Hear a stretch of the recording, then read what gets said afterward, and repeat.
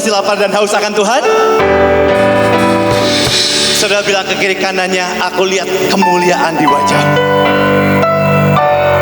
Saat seseorang bertanya, saudara, orang berapa pernah ada yang nanya, Bev, aku belum pernah lihat Tuhan.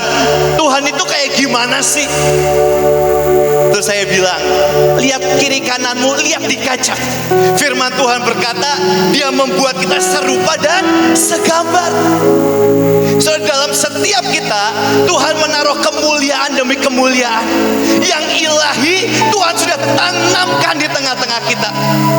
Tapi perjalanan bersama Tuhan, kadang yang paling masalah, saudara tahu apa yang paling masalah? Waktu Tuhan datang dan Tuhan tidak temukan iman.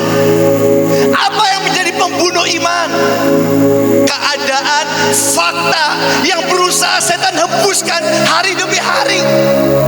Dan itu membuat kealahan, keilahian dalam kita. Tanpa sadar kita tutup itu, dan kita tutup itu. Waktu kita menantikan Tuhan, saudara, kita sedang menantikan Tuhan. Saya mau buka satu ayat dulu sebelum nanti kita lanjut. Lukas 2 ayat 25. Dikatakan seperti ini, Lukas 2 ayat 25 dikatakan seperti ini. Adalah di Yerusalem seorang bernama Simeon. Dia adalah pahlawan iman, seorang yang Tuhan pilih. Hari ini saya sedang berdiri di hadapan pahlawan-pahlawan iman. Saudara, tangan Tuhan sedang menunjuk saudara dan sedang menunjuk saya.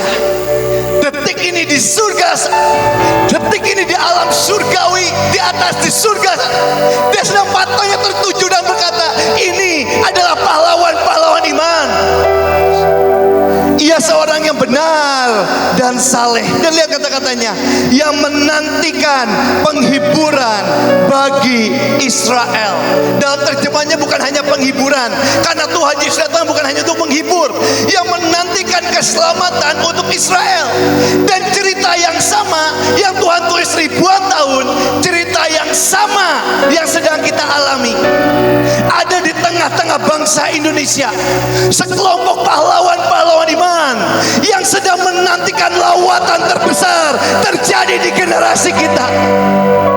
Tapi apa yang menjadi musuh dari penantian? Fakta, keadaan, semua berusaha dihembuskan. Untuk apa sih? Untuk menghancurkan iman kita.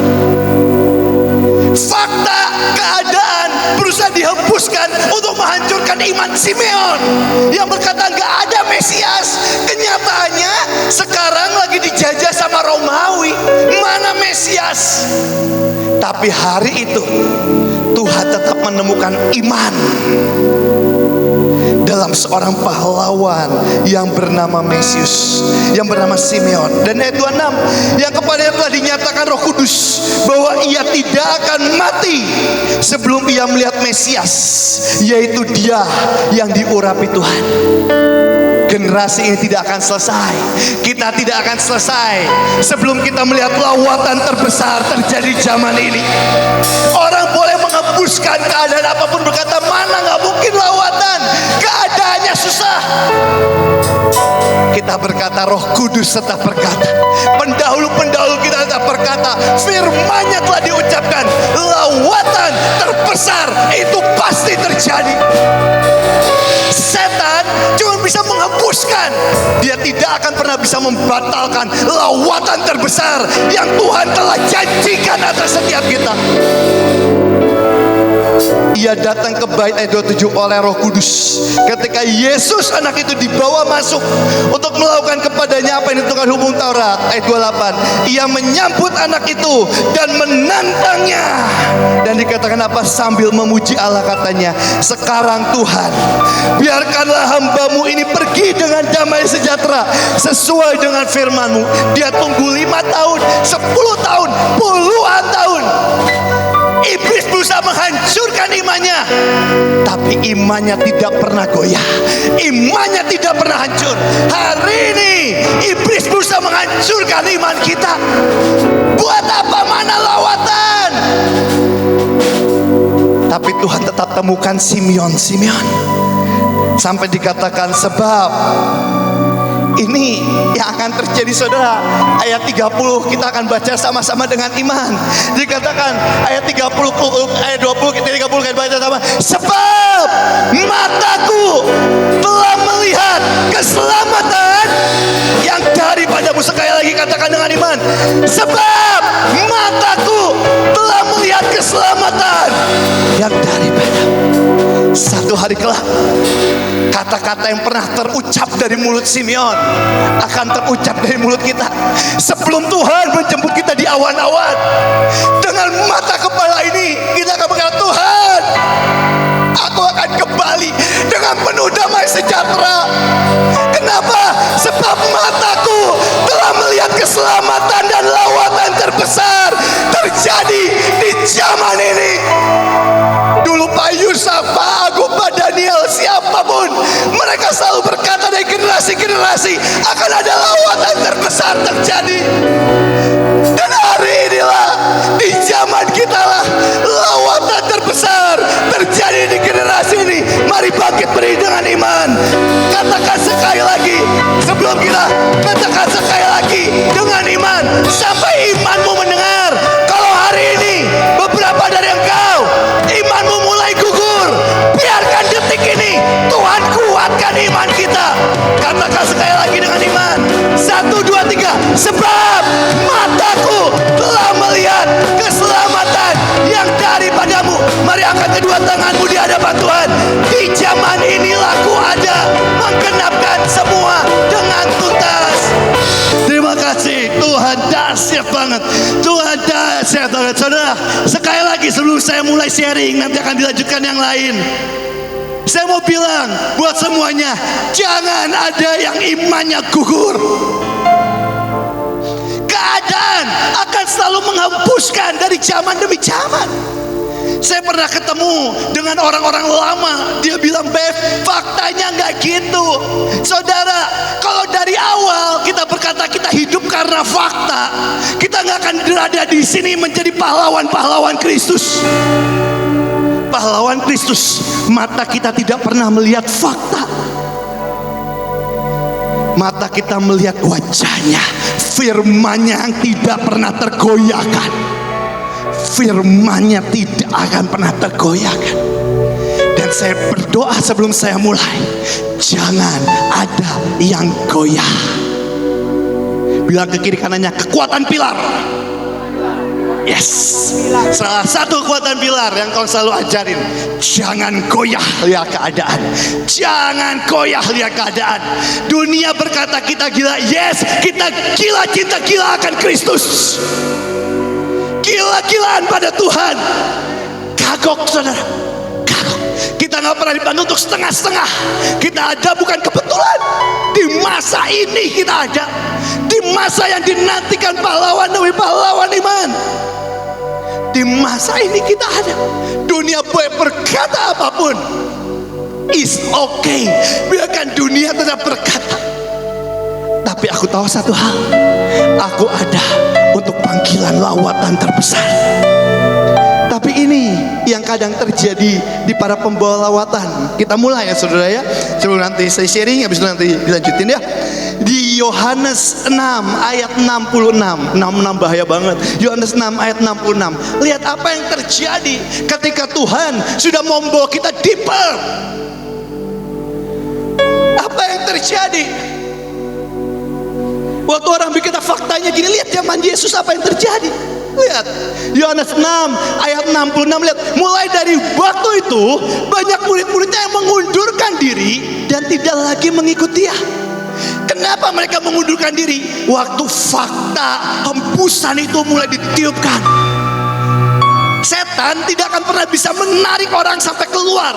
Keputusan keluar dan mengundurkan diri hanya bisa dari diri kita sendiri. Setan gak akan bisa narik kita keluar, gak bisa dengan cara apapun. Yang bisa apa? Dia hembuskan. Supaya apa? Supaya hati kita mengambil keputusan berkata, aku keluar. Tapi hari ini yang saya tahu dan yang saya kenal dan yang saya lihat, ini pasukan-pasukan yang akan sampai garis akhir. Yang Pak Daniel berkata, never give up. Pak Daniel berkata, kita boleh merangkak, kita boleh seret badan kita boleh lakukan apapun. Tapi satu kata yang akan selalu ada di dalam hidup kita, never give up. Ini warisan yang dahsyat. Hari ini saya mau bilang buat siapapun, mungkin keadaan gak mudah, never give up. Lihat orang-orang yang give up, mereka mulai mengundurkan diri. Selalu ada di lawatan manapun. Bahkan zaman Yesus, mau cari manusia lebih sempurna dari Yesus, siapa lagi? Mereka apa? Mengundurkan diri. Tapi ini kuncinya ya buat pahlawan iman. Gimana engkau, kita semua, saya sampai garis akhir, lihat ayat 67. Maka kata Yesus kepada ke-12 muridnya, dan lihat Yesus itu, dia nggak ayolah janganlah, enggak. Lihat dia ngomong apa? Dia ngomong apa? Kata Yesus kepada ke-12 muridnya, dia sekalian ditabrakin sekalian. Apa? Kamu tidak mau pergi juga? Yesus bilang ke-12 murid intinya, lu gak mau pergi juga? Lihat loh yang lain udah pada pergi. Lihat loh faktanya yang pergi. Kamu gak mau pergi juga? Kamu boleh juga lo pergi. Aku gak nahan kamu. Kamu juga boleh pergi. Tapi lihat mentalitas pembawa lawatan. Akhirnya ke-12 rasul ini menjadi revivalist terbesar sepanjang zaman. Mereka membawa lawatan sampai ke ujung dunia. Tapi lihat perjalanan pahlawan iman ini. Mereka dimulai dari mana? Ini disebut keras Petrus. Lihat jawaban Simon Petrus ayat 68. Jawab Simon Petrus kepadanya, Tuhan, kepada siapakah kami akan pergi? Perkataanmu adalah perkataan hidup yang. Saudara, banyak dari kita ikut Tuhan itu selalu main aman atau safe zone, zona nyaman. Selalu punya backup. Waktu ini gak berhasil, ikut Tuhan gak berhasil, adalah aku punya backup. Dunia udah siap kok sama aku. Dulu waktu kita kalau junior ngobrol, gak usah tentang ikut Tuhan. Saya sama Stephen Timothy ini yang baru nikah, dia kalau kita ngobrol dan mereka bilang gini, Stephen bilang gini, saya bilang gini, tenanglah, kalau cewek ini gak mau, aku masih punya cadangan cewek yang ini kok yang mau sama aku. Kalau cewek ini gak mau, aku masih punya cadangan ini ya. Betul kan Dodo? Oh ada istrinya, jangan ya, nanti bahaya. Saudara, saya waktu itu didoain Bu Nani. Sebelum nikah, sebelum memutuskan nikah, saya datang ke Bu Nani, saya bawa calon saya. Bu Nani tumpangin tangan, doain. Saya bilang ke Bu Nani, Macu, kalau Macu dapat dari Tuhan, Macu Tuhan gak setuju sama yang ini, aku gak masalah, aku gak marah, aku gak murtad, aku akan tetap senyum lebar. Dan aku bilang, gak apa-apa Macu, masih ada yang ini. Yang ini gak terima juga, gak apa-apa Macu, masih ada yang ini. Sampai akhir pun saya bilang, kalau emang saya seperti Paulus yang sampai akhir gak nikah, ya udah gak apa-apa. Terus Macu bilang, hidup sama Tuhan itu gak pernah boleh main dalam zona nyaman dan zona aman. Kenapa banyak orang gak pernah mau melakukan lompatan iman? Karena mereka punya zona aman. Mereka punya cadangan. Namanya lompatan iman itu selalu menanggung resiko. Iman itu selalu berbicara tentang resiko. Kapan kau bisa melihat mujizat Tuhan? Waktu kita mau melakukan lompatan iman. Gimana kita bisa melompat kalau kita punya cadangan dan bermain aman? Saudara, saya waktu itu saya bukan orang yang hebat, saya bukan orang yang pintar, saya bukan orang yang kaya. Bahkan waktu satu kali saudara saya Stephen Timothy, kita lagi ngobrol di green room.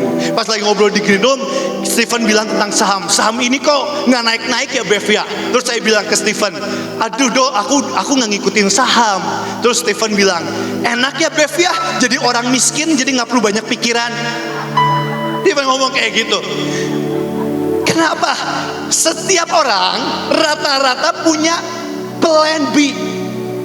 Tapi waktu kita berkata hidup kita mau ikut Tuhan, mau engkau miskin, mau engkau kaya, mau engkau pintar, mau engkau bodoh, mau apapun, saya mau bilang kunci lompatan iman, jangan pernah main aman. Selama engkau main aman, kita gak akan pernah masuk ke zona supranatural dan zona keajaiban. Karena itu disebut leap of faith.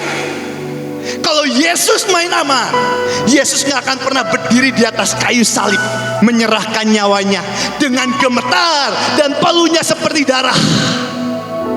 Bahkan dengan air mata berkata, Tuhan, kalau boleh lalu biar lalu, tapi biarlah kehendak-Mu yang terjadi.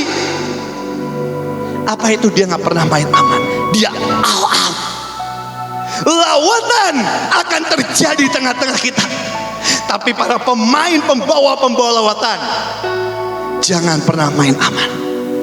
Kita bukan cuma penonton saat lawatan datang, tapi kita adalah pemain-pemain Kristus yang akan mencetakkan gawang ke gol untuk kerajaan surga dengan penuh kemenangan. Tapi jangan pernah main aman. Iman itu gak pernah setengah-setengah. Nyembah Tuhan gak pernah setengah-setengah.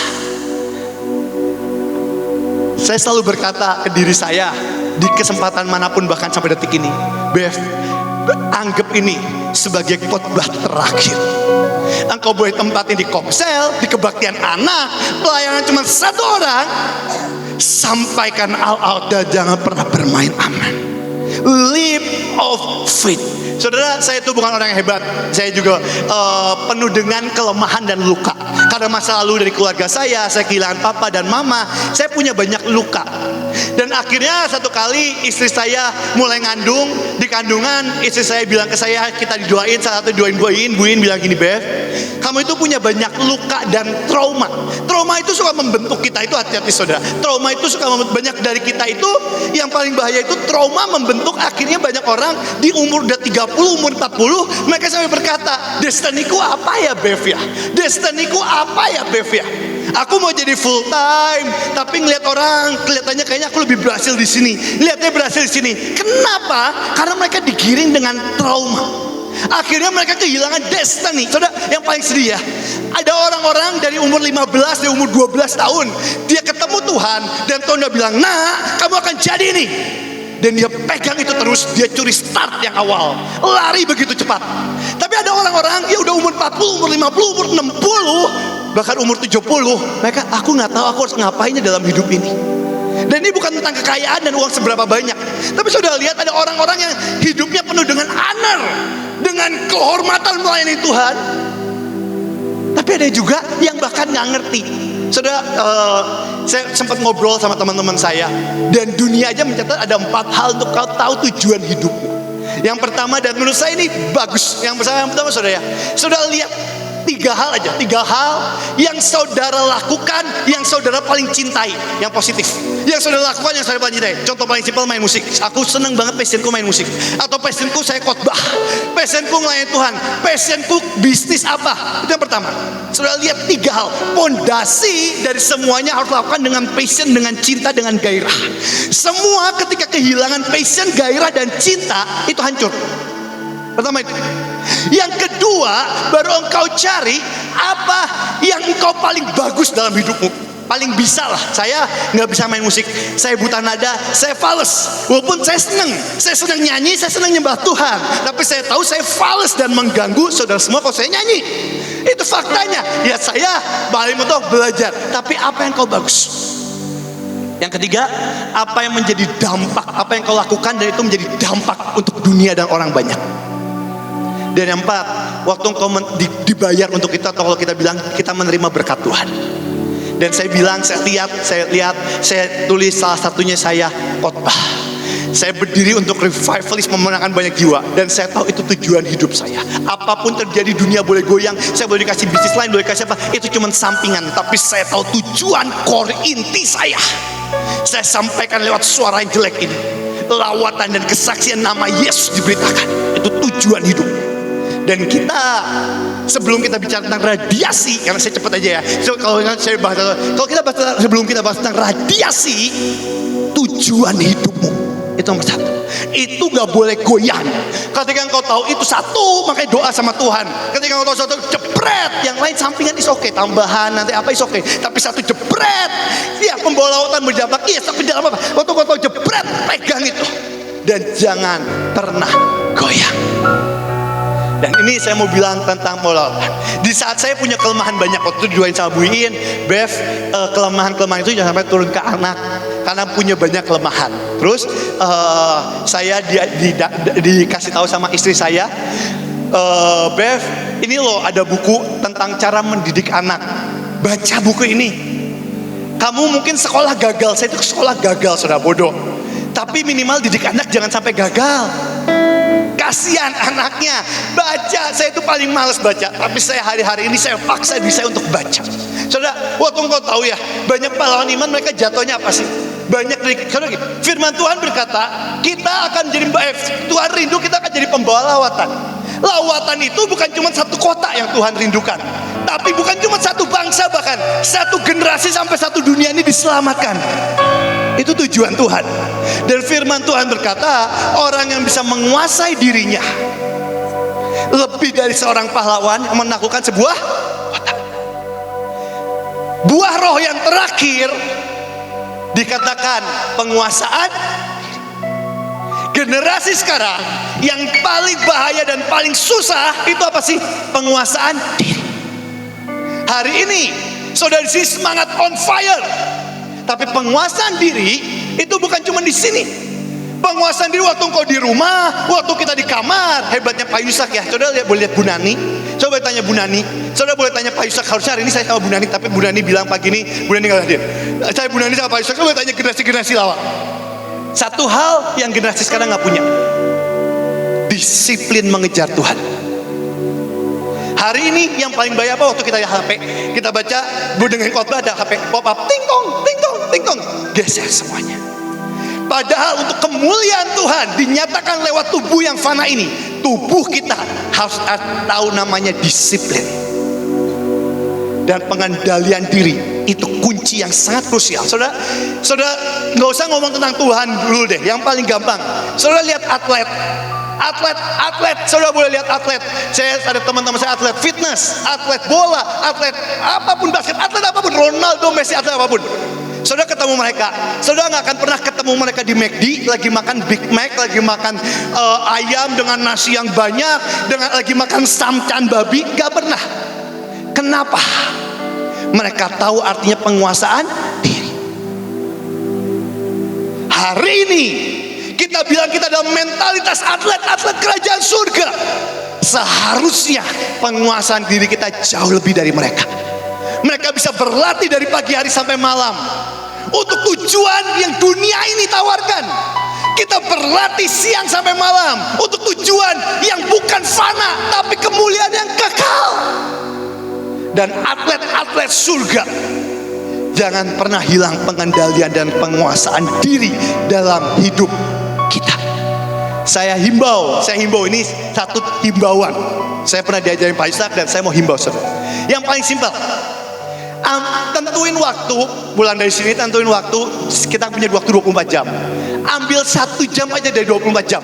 Engkau mau pagi, kalau Pak Yusak sih sarannya pagi, engkau bilang ke saya, Bev, pagi. Tapi kalau engkau mau malam, pagi nggak bisa, ya terserah, banyak alasan kadang. Pagi, kalau saya pagi, ambil waktu pagi 1 jam aja dari 24 jam, nggak usah seperpuluhan, nggak usah 2,5 jam, 1 jam. Luangin waktu sama Tuhan, sesimpel itu. Kau doa, engkau baca kitab dengan gitarmu, taruh HPmu offin. Lakuin itu. Berapa lama Bev? Paling simpel 40 hari. Musa diubah Tuhan 40 hari. 40 hari itu kata-kata yang Tuhan suka. 40 hari. Ketika engkau lakuin itu setengah selesai dan jangan bolong 1 hari pun. Lakuin itu dengan disiplin. Itu apa sih? Kesetiaan pilar. Dan saya rindu pasukan-pasukan Tuhan keluar dari sini. Engkau membawa radiasi ilahi yang belum pernah ada dari zaman ke zaman.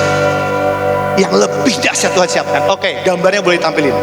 Dan di buku gambar yang bulutan, di buku ini saudara, di buku cara mendidik anak, bab pertama ditampilin gambar ini yang bulutan, yang tadi saya sharing di WA kalau boleh.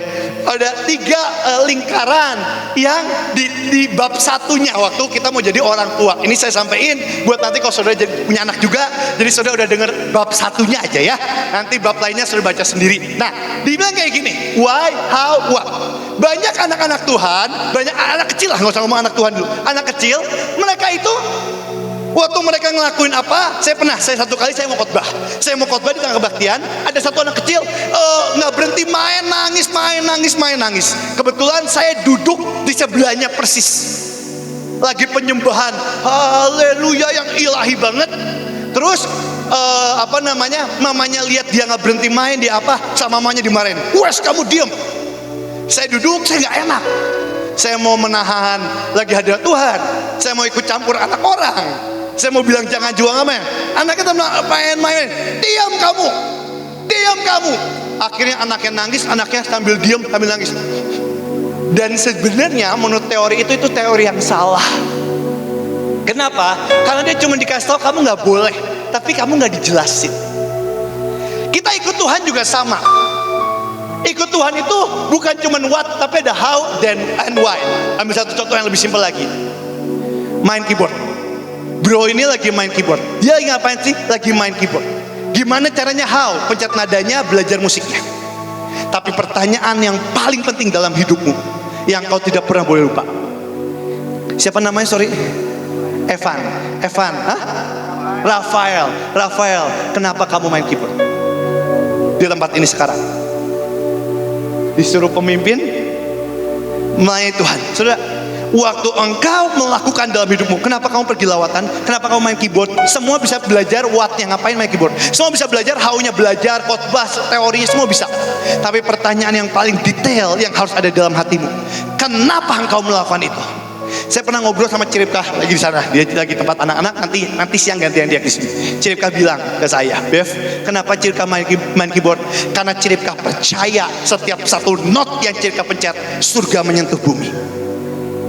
Kenapa saya mau berkhotbah?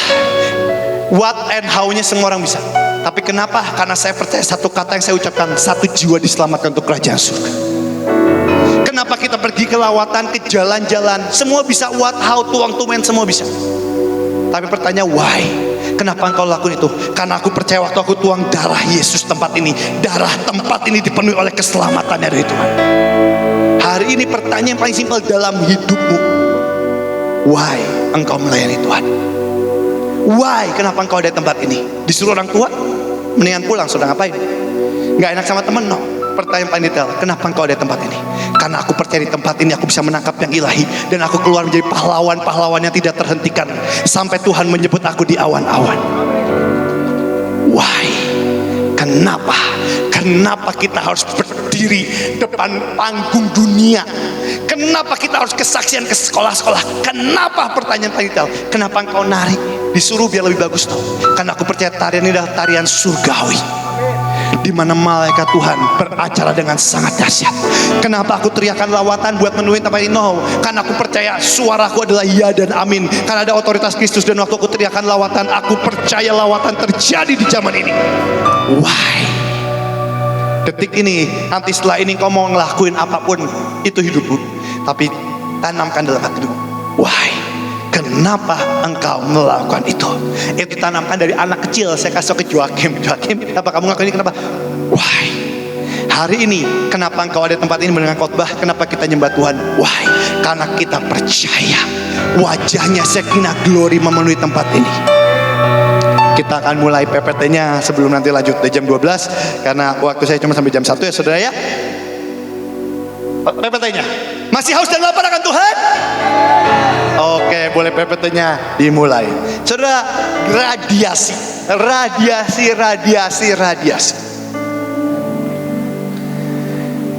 Hidup kita saat kita tahu destiny, yang tadi makanya saya cepat. Waktu saya tahu destiny dan tujuan ilahinya, hidup kita itu firm. Dan ketika hidup kita firm dan kita tahu why, di situ dari dalam roh yang paling dalam kita mulai mengalirkan radiasi ilahi. Itu iman. Saudara, waktu saudara lihat orang sakit, saudara doain dengan ragu-ragu, radiasimu udah ragu-ragu. Tapi waktu engkau firm dan kau tahu aku percaya kesembuhan datang dari Kristus, itu iman itu muncul, energi ilahi itu muncul, radiasi ilahi itu muncul. Dan Tuhan rindu kita menjadi pembawa kemuliaan. Ini harus terjadi dan ini pasti terjadi. Saudara, awal kita dari Adam. Papa paling awal Adam ini, dia waktu diciptakan Tuhan, Dia bisa ngasih nama binatang, ngasih apa. Watchmeni bilang, di buku Watchmeni dia percaya seperti ini. Kekuatan di dalam setiap kita itu punya kekuatan yang sangat dahsyat. Bahkan dia percaya hari itu, Watchmeni percaya kalau Adam itu bisa terbang, bisa melompat karena dia punya keilahian. Dan Watchmeni bilang, munculnya keilahian kenapa? Karena setiap pagi dan petang Adam bertemu dengan Tuhan. Makanya saya minta sebenarnya kalau boleh 40 hari setelah ini, ambil waktu setiap hari 1 jam aja bergaul karib dengan Tuhan. Itu adalah kunci yang begitu dahsyat. Bukan cuma radiasi ilahi, tapi itulah kunci dari semuanya. Pak Yusak setiap malam dia pasti sujud, doa di ranjangnya.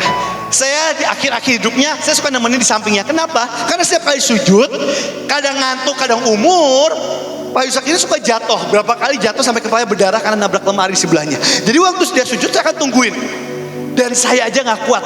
Hampir seluruh malam, paling cuma tidur 5 menit 10 menit, doa lagi. 5 menit 10 menit, doa lagi. 5 menit 10 menit, doa lagi. Saya sampai gak kuat, saya sampai ngantuk. Setelah itu saya tidur, ganti orang yang shift yang jaga yang lain. Tapi dia lakuin itu. Kenapa? Karena kunci dari hidup kita bergaul karib dengan Tuhan. Next slide.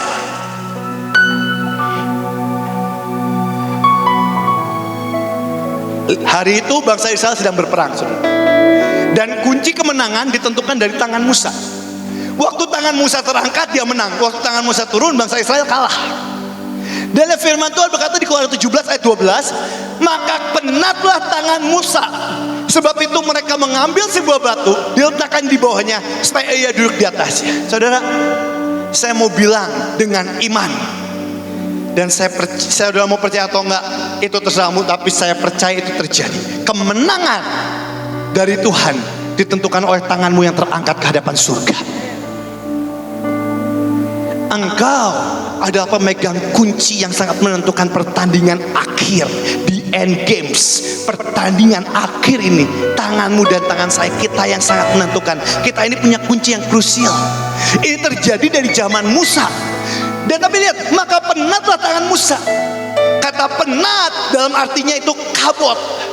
Kenapa kabot?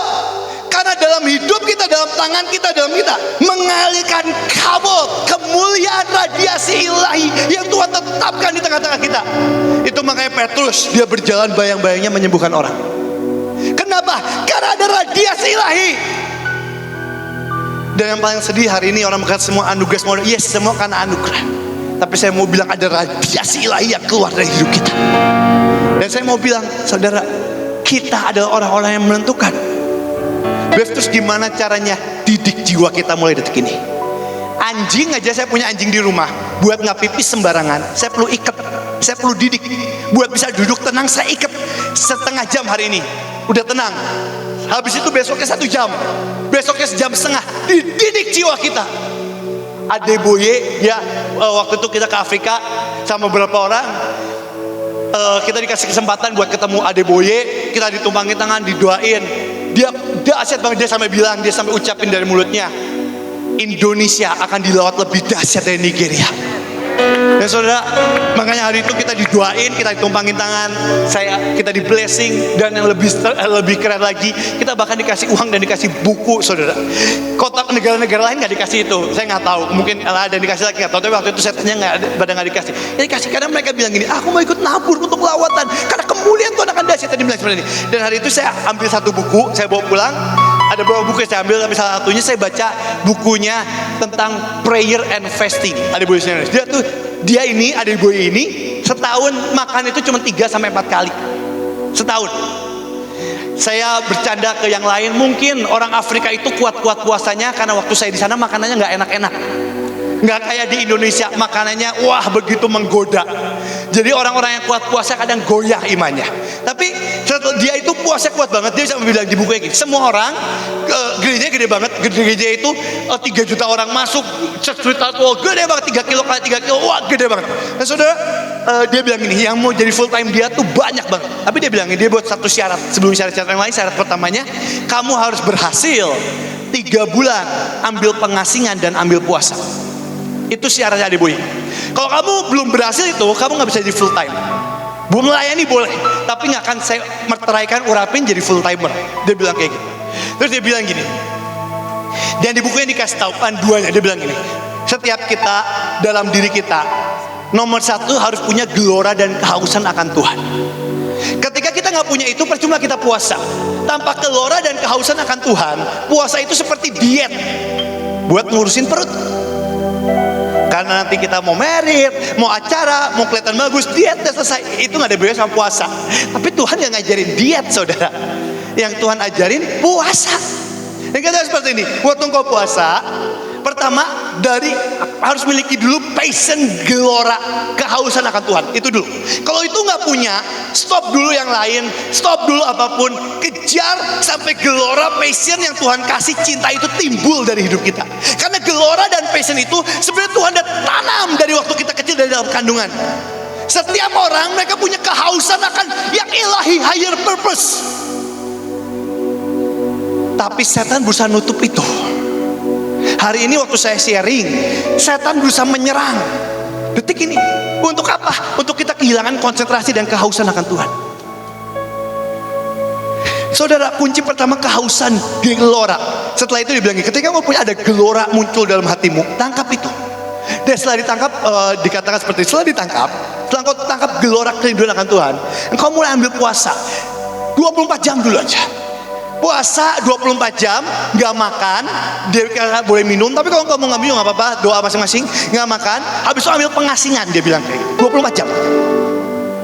Setelah itu, setelah 24 jam, engkau boleh buka, engkau makan yang lembut. Di bukunya dibilang kayak makan semangka, makan yang lembut-lembut aja, atau kuah brot, dia tulis di buku itu, makan aja yang lembut. Setelah engkau makan, ambil lagi sejam 2 jam, habis itu engkau lanjutkan puasa. Kalau tadinya 1 hari 24 jam, ambil 3 hari. Dan ambil pengasingan itu. Ya pengasingan masing-masing lah. Cuma kalau waktu itu dia aja kayak gitu. Setelah 3 hari, buka lagi. Jangan berhenti di langkah ketiga. Didik lagi jiwamu. Ambil 1 minggu. Setelah 1 minggu, jangan berhenti. Didik lagi jiwamu. Ambil 1 bulan. Setelah 1 bulan kau buka, kau boleh makan. Tapi jangan berhenti. Ambil 3 bulan. Dan hari ini ada Boy, dia setiap tahun, dia setiap hari 3 bulan puasa dan ambil pengasingan. Dia buka, dia pelayanan, dia apa. Habis itu dia lanjut lagi 3 bulan lagi puasa dan pengasingan. Apa yang dilakukan? Mendidik jiwanya. Biar apa? Biar kabut kemuliaan Tuhan turun mengalir lewat hidup kita. Lewat bejana yang fana ini. Bejana yang fana ini. 1 slide terakhir, habis itu Dodo ya, karena Dodo udah datang. 1 slide lagi boleh ya Do ya, 5 menit, habis itu lanjut. Slide tadi yang sebelumnya. Nah ini. Dan kemuliaan Tuhan digambarkan seperti apa sih saudara? Yang terakhir, ini poin terakhir. Ini poin yang begitu penting. Mungkin nextnya kalau ada kesempatan lagi saya share. Ketika mereka sampai ke tempat penginapan Nakon, maka Usa mengulurkan tangannya kepada tabut Allah itu, lalu megangnya karena lembu-lembu itu tergelincir. Saudara, kesalahan banyak orang dalam kemuliaan Tuhan apa sih dalam kebaktian? Mereka suka ngikutin cara dunia, itu yang paling bahaya. Hari itu Daud ngikutin Filistin. Filistin berhasil. Dan Daud berpikir, mungkin aku juga berhasil dengan cara ini ya. Kita melihat dunia berhasil. Dan kita berkata, dunia berhasil berarti aku bisa ambil dan mungkin ini berhasil ya. Kesalahan yang paling fatal ketika kita bukan percaya dengan firman-Nya, dengan hatinya, dengan kerinduannya, tapi kita lebih percaya dengan yang dunia tawarkan. Dan maka hari itu terjadilah, tergelincirlah kabut kemuliaan yang harusnya dinyatakan atas bangsa Yerusalem itu. Tapi yang paling terakhir yang saya mau sharing, ini firman Tuhan yang gak mungkin gak terjadi dan pasti terjadi. Slide terakhir ya. Yang sebelumnya. Nah ini, saudara, yang lucu ya, tabut Tuhan atau the Ark of Covenant dalam bahasa Ibrani disebut Aaron. Dan arti kata itu adalah arti kata dari kata yang sama dari kata peti mati atau kematian. Lucu ya. Kenapa Tuhan harus berkata seperti itu? Untuk kemuliaan Tuhan bisa turunkan hanya satu kuncinya, die to self, mati atas keakuan. Selama kita masih aku dan aku, kemuliaan Tuhan gak pernah bisa diturunkan. Selama daging ini masih beracara, no flesh shall in the glory of the Lord. Dan lihat apabila pengangkat tabut itu melangkah maju 6 langkah, maka ia mengorbankan seekor lembu dan seekor anak lembu gabungkan. Setiap 6 langkah Tuhan mendekat, ada korban yang harus Tuhan bunuh dalam hidup kita. Setiap langkah Tuhan mendekat, selalu ada korban yang Tuhan. Setiap 6 langkah Tuhan mendekat lebih detail lagi, lebih dalam lagi. Itu makanya hari itu Musa di tengah keilahiannya, hari itu Tuhan bertanya sama Musa, Musa, aku kasih malaikatku aja ya, karena kalau enggak aku bakal marah dan aku akan ngebantai, dan kamu pun aku takut gak bisa sampai tanah Kanaan. Dan hari itu Musa bilang, Tuhan, kalau bukan kau sendiri yang berjalan, aku gak mau. Apa yang Musa mau? Buat Musa Kanaan sejatinya itu bukan Kanaan. Kanaan sejatinya itu siapa? Tuhan sendiri. Dari lubuk hatinya cuma berkata, hanya kau yang ku cinta. Dan hari itu Musa punya satu doa yang tercatat sampai detik ini. Tuhan, aku mau lihat kemuliaan-Mu, aku mau lihat glory, keilahian-Mu. Terus Tuhan bilang, Musa, hanya orang mati yang bisa melihat aku, karena no flesh in the glory of the Lord. Hanya orang mati yang bisa melihat kemuliaan-Ku. Tapi Musa dengan hati yang gelora dia berkata, Tuhan, sekalipun aku mati, aku tetap mau melihat kemuliaan. Dan doa itu bergema dalam alam surgawi selama ribuan tahun. Musa dagingnya boleh mati, doanya gak pernah mati. Dan saudara tahu, waktu Yesus ada di muka bumi, firman Tuhan berkata, dia membawa Yohanes, dia membawa Petrus, dia membawa Yakobus. Dia naik ke atas gunung. Dan firman Tuhan hari itu berkata, kemuliaan Tuhan dinyatakan. Dan selain ada Yesus, ada siapa? Ada Elia, dan ada siapa lagi? Musa. Doa yang bergema ribuan tahun, yang selalu berada di hati Tuhan. Cerita yang berkata, aku cuma mau Engkau Tuhan. Sekalipun aku mati, dagingku boleh mati, semua boleh mati, tapi cuma Engkau. Lawatan itu apa sih? Waktu Tuhan sendiri hadir dan Tuhan beracara. Apa intinya jiwa-jiwa tanpa hatinya? Tanpa intinya jiwa-jiwa tanpa pribadi. Sebelum lanjut, boleh kita sembah Tuhan sekali. Hanya Kau boleh. Mari tutup matamu sebentar sebelum saya lanjut yang lain. Sudah sampai seluruhnya cuma tentang Tuhan, boleh? Seluruhnya cuma tentang Tuhan. Tuhan, aku cuma mau Engkau. Mungkin hari ini jiwa kami masih mencintai dunia. Mungkin detik ini kami seperti pelacur yang suka melacur diri kami dan berkata, aku cinta dunia, aku cinta dunia, aku cinta dunia. Aku pun seperti itu Tuhan. Aku cinta uang, aku cinta kemewahan, aku cinta nama baik, aku cinta kesombongan. Dan aku terlalu sering memakai Engkau untuk kepentingan diriku sendiri. Tapi detik ini, ubah hati ini Tuhan, biar hanya cuma merindukan Engkau.